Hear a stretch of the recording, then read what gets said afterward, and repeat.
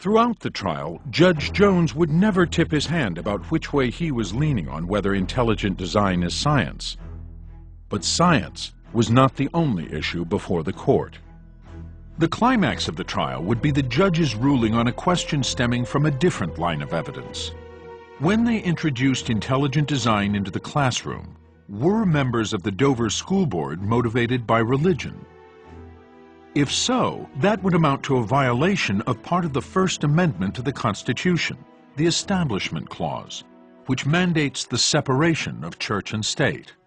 In order to prevail, we needed to prove either that the school board acted for the purpose of promoting religion or that its policy has the effect of promoting religion.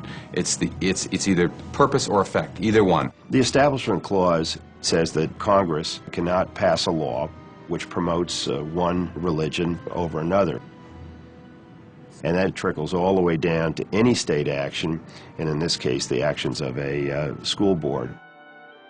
But what evidence was there that the school board was motivated by religion? Months before the trial, when Bertha Spar had unpacked the boxes containing the 60 copies of Pandas given by an anonymous donor, she found a clue. I was directed by the administration to unpack the boxes, count the books, stamp, and number them. In the bottom of the box, I found a catalog.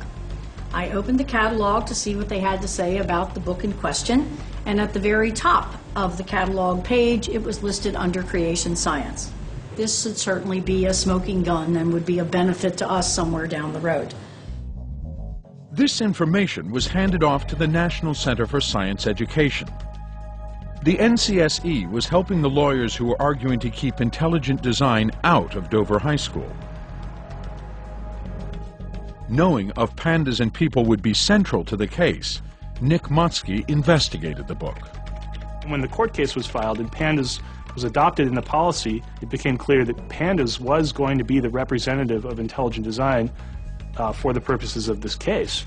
And so the history of that book became important, the arguments it made became important, and we undertook to dissect these various aspects in preparation for the case.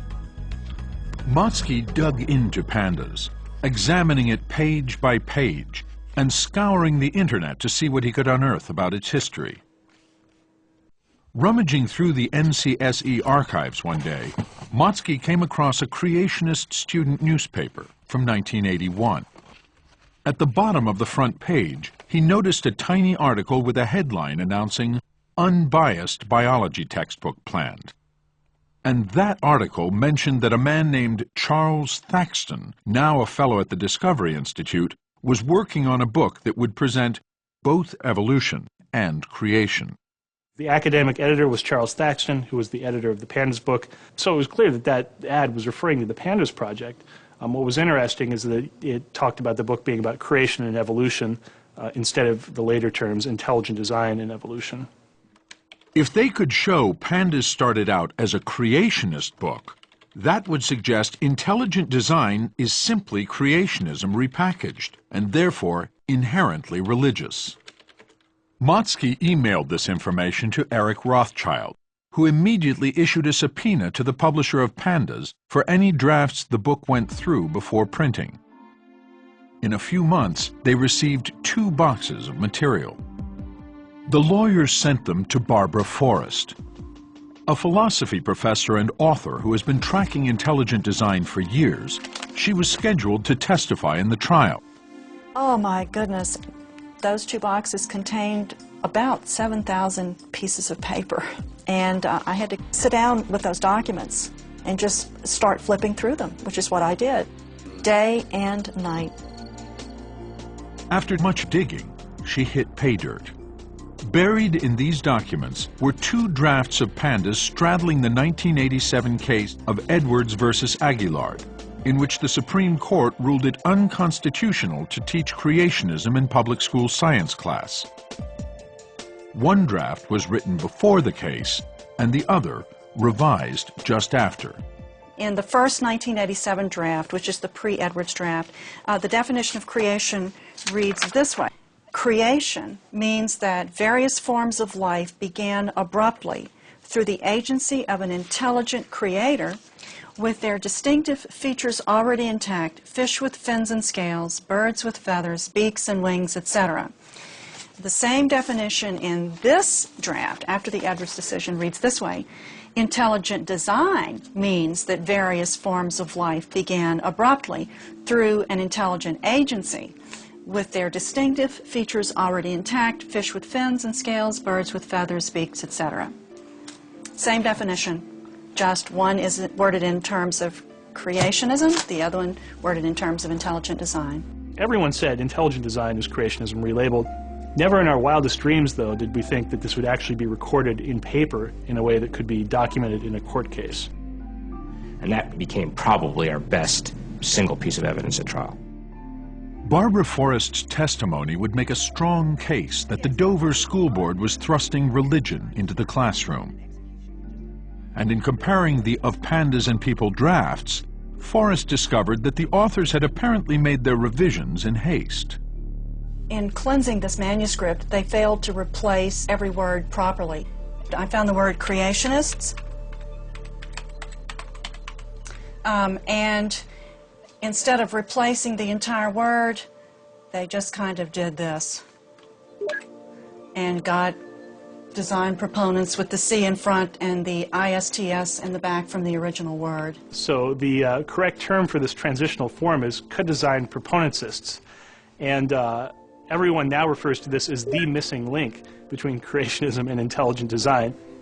You've got the direct physical evidence there of a transitional fossil. Barbara Forrest's testimony not only traced the creationist lineage of pandas.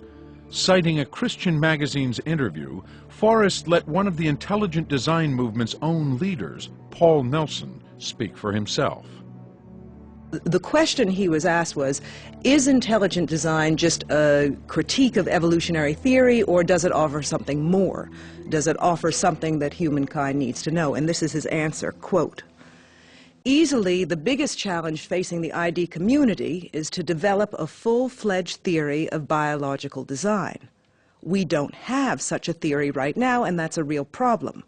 Without a theory, it's very hard to know where to direct your research focus. Right now we've got a bag of powerful intuitions and a handful of notions such as irreducible complexity, but as yet no general theory of biological design," end quote. The evidence she brought into that courtroom really exposed the hypocrisy of the intelligent design movement in a way that's irrefutable. She used their own language, things that they had written and said, to show that they themselves knew that this isn't science. And on the stand, Michael Behe was asked how he would define science.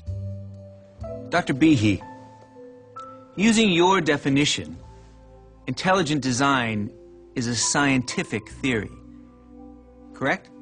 Yes.